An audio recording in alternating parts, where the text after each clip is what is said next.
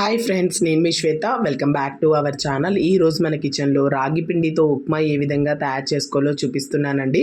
అది కూడా చాలా ఈజీగా టేస్టీగా ఉంటుంది. మార్నింగ్ బ్రేక్ఫాస్ట్ చేయాలన్నప్పుడు ఏ పిండి లేనట్టయితే అప్పటికప్పుడు రాగి పిండితో చాలా తక్కువ టైంలో ఈ ఉప్మా అయితే రెడీ అయిపోతుంది. టేస్ట్ కూడా చాలా బాగుంటుంది. మరి ఉప్మా తయారీ విధానానికి అయితే ముందుగా ఒక కడాయి తీసుకొని కడాయి వేడెక్కాక 2 పావుల నూనెని తీసుకోండి. నూనెతో పాటుగానే ఒక టేబుల్ స్పూన్ నెయ్యిని కూడా తీసుకోండి. అచ్చంగా నెయ్యితో చేసినా కూడా ఈ ఉప్మా బాగుంటుందండి. దీంట్లోకి కొన్ని జీడిపప్పు పలుకులను తీసుకొని గోల్డెన్ బ్రౌన్ కలర్ వచ్చేంత వరకు బాగా ఫ్రై చేసుకొని వేరొక బౌల్లోకి తీసుకోవాలి.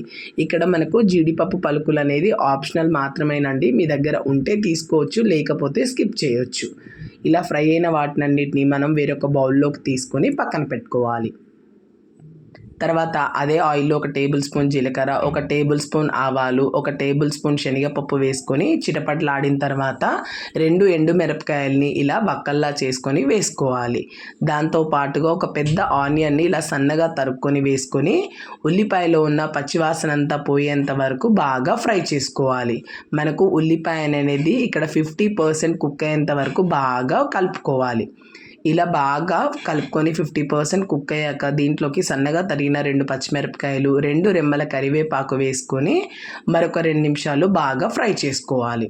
ఇలా ఫ్రై అయిపోతే సరిపోతుందండి. ఇలా దగ్గర పడుతున్న టైంలోకి మనం దీంట్లోకి ఒక 2 నుంచి 3 టేబుల్ స్పూన్ల వరకు పల్లీలను వేసుకొని ఆ పల్లీలను ఒక 30 సెకండ్స్ బాగా ఫ్రై చేసుకోవాలి. ఇవన్నీ బాగా దగ్గర పడుతున్న టైంలో సన్నగా తరిగిన ఒక టమాటోని వేసుకొని దాంట్లో 1 టేబుల్ స్పూన్ సాల్ట్ని కూడా యాడ్ చేసుకోవాలి. ఇలా సాల్ట్ యాడ్ చేయడం వల్ల మనకు టమాటో ఉల్లిపాయ అనేది తొందరగా మగ్గిపోతుంది. ఇవన్నీ ఒకసారి బాగా కలుపుకొని దీనికి మూత కవర్ చేసుకొని ఒక 2 నిమిషాల పాటు బాగా కుక్ చేసుకోవాలి. 2 నిమిషాల తర్వాత చూపిస్తున్నానండి. సాల్ట్ వేయడం వల్ల మనకు టమాటో ఉల్లిపాయ అనేది చూడండి ఎంత చక్కగా మగ్గిపోయిందో. దీన్ని ఒకసారి ఇలా స్మాష్ చేస్తున్నట్టు కలుపుకోవాలి. ఇలా కలుపుకున్న తర్వాత దీంట్లోకి 1 కప్పు బొంబాయి రవ్వని తీసుకోవాలి. రాగి ఉప్మా అంటే సొంతంగా రాగి పిండితో చేస్తే బాగోదండి. ఇలా 1 కప్పు రాగి పిండి, 1 కప్పు బొంబాయి రవ్వ తీసుకోవడం వల్ల మనకు టేస్ట్ అనేది చాలా బాగుంటుంది. ఇలా 1 కప్పు బొంబాయి రవ్వని తీసుకొని ఫస్ట్ బాగా ఫ్రై చేసుకోవాలి. ఒక 2 నుంచి 3 నిమిషాలు ఇది బాగా ఫ్రై అయిపోయిన తర్వాత దీంట్లోకి ఏ కప్పుతో అయితే మనం రవ్వ తీసుకుంటున్నామో సేమ్ కప్పు క్వాంటిటీతో 1 కప్పు వరకు రాగి పిండిని కూడా తీసుకోవాలి. ఇలా మనం 1:1 రేషియో తీసుకోవడం వల్ల ఉప్మా టేస్ట్ అనేది చాలా బాగుంటుంది.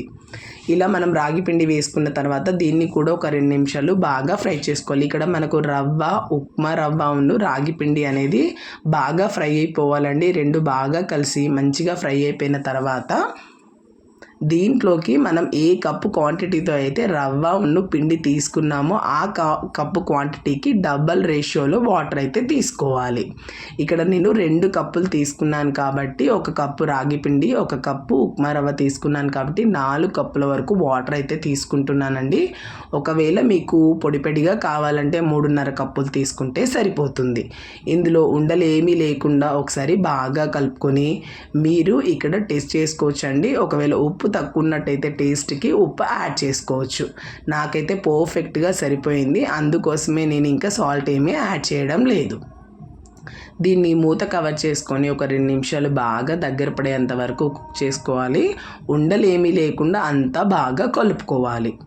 మనకి ఇదంతా బాగా దగ్గర పడేంత వరకు కలుపుతూనే ఉండాలి. ఇలా కలుపుకోవడం వల్ల ఉండలేమీ లేకుండా ఉప్మా అనేది చక్క కన్సిస్టెన్సీతో వస్తుంది. ఇలా అంతా దగ్గర పడుతున్న టైంలో సన్నగా తరుక్కున్న గుప్పెడు కొత్తిమీర, ముందుగా ఫ్రై చేసి పక్కన పెట్టుకున్న జీడిపప్పు పలుకుల్ని ఒక హాఫ్ వరకు వేసుకోండి. నేనైతే కొన్ని గార్నిష్కి అయితే పక్కన తీసుకున్నాను. ఇలా కొత్తిమీర జీడిపప్పు అంతా బాగా కలిసేంత వరకు ఉప్మాని బాగా కలుపుకోవాలి. ఇలా బాగా కలుపుకొని అడుగు నుంచి కలిసిన తర్వాత నేనైతే కొన్ని పలుకుల్ని వేరొక బౌల్లో ఇలా గార్నిష్కి అయితే రెడీ చేసుకొని పక్కన పెట్టుకున్నానండి. మీరైతే డైరెక్ట్గానైనా సర్వ్ చేసుకోవచ్చు. ఇలా వేడి ఉప్మాని మనం ఒక బౌల్లోకి తీసుకొని నేనైతే గార్నిష్ చేసుకున్న బౌల్లోకి తీసుకొని వేరొక ప్లేట్లోకి అయితే టర్న్ అవుట్ చేసుకుంటున్నానండి. అంతే, వేడి రాగి ఉప్మా అయితే అయిపోయిందండి. టేస్ట్ అయితే చాలా బాగుంటుంది. దీన్ని నేను వేరొక ప్లేట్లోకి తీసుకొని దాంతో పాటుగా నేను పల్లీల చట్నీ అయితే సర్వ్ చేసుకుంటున్నాను. చూస్తుంటేనే నోరు ఊరిపోతుంది కదండి, అంతే బాగుంటుంది. మీరు తప్పకుండా ఒకసారి ట్రై చేయండి. ఇది నాన్ వెజ్ కర్రీస్తో కూడా చాలా బాగుంటుంది. వీడియో నచ్చితే please like, share, subscribe my channel. మరికొన్ని వీడియోస్ కోసం మన ఛానల్ని ఫాలో అవుతూ ఉండండి. Thank you for watching my videos.